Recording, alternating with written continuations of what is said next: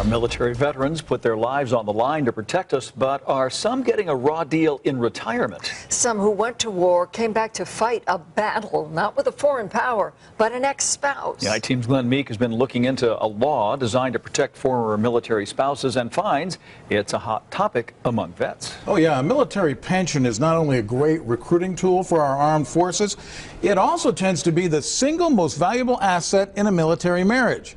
And when a marriage goes south, that asset gets divvied up, just like other marital property. Come on.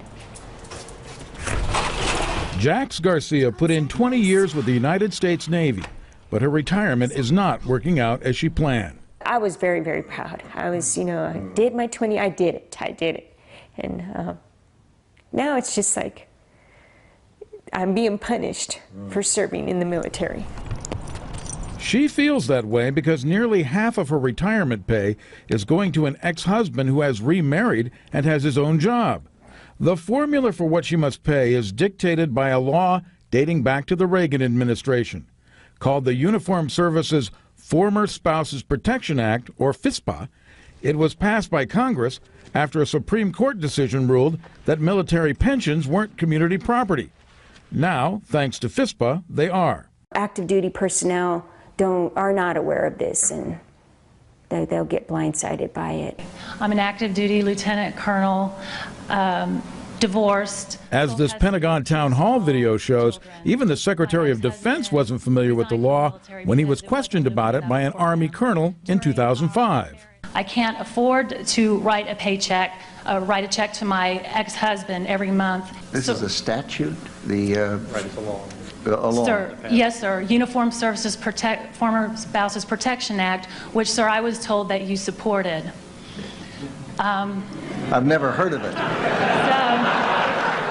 The military retirement is almost always the single most valuable asset of the marriage. Marshall Willick is a divorce lawyer who literally wrote the book on the Former Spouses Protection Act. And for all pensions, it works the same way. The pension is in the name of one party or the other, but the law right now in all 50 states is that pensions are marital property. There are a few, though not many, states where the laws tend to favor the veteran slightly over the ex-spouse. Texas, for example, freezes the spousal interest at the rank and grade at the time of divorce as opposed to the time of retirement. That's a minority view. The majority, like Nevada, used the final rank and grade ever achieved. Where's the ball?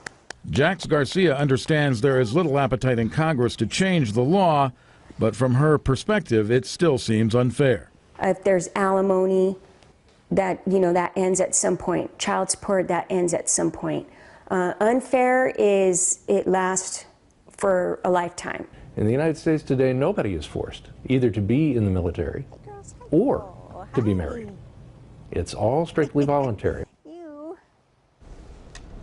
Now, because military families tend to move frequently, they don't tend to acquire property like civilian couples, and that's one reason that retirement benefit tends to be the most significant asset of the marriage.